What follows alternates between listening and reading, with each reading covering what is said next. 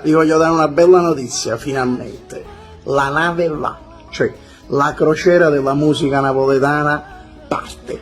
Sono un anno e mezzo Goppu porta aspettando, cioè, niente, non avete idea, ma finalmente la nave cammina, la fava si cocia, ci vediamo là. Dal 4 ottobre all'11 ottobre parte e salpa da Napoli la crociera della musica napoletana e questa volta ho il grande onore e privilegio di essere tra gli ospiti della crociera che vi faranno divertire, vi faranno emozionare con tanta musica, tanta comicità e soprattutto all'insegna della nostra tradizione napoletana e della nostra terra.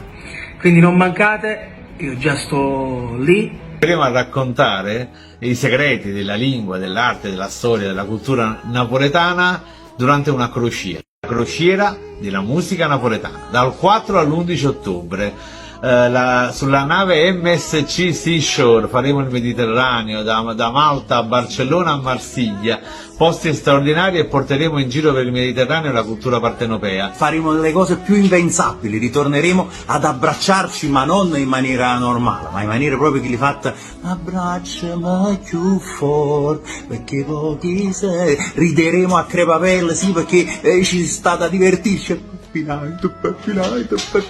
se noi poi capiremo perché si dice San Rotte di Ciaratella, che cos'è la sciammeria, e poi ci sono anche io, dal 4 all'11 ottobre. Crociera della musica napoletana, grazie a Scoop Travel per questa organizzazione magnifica, e dal 4 all'11 ottobre. Ciao, un abbraccio.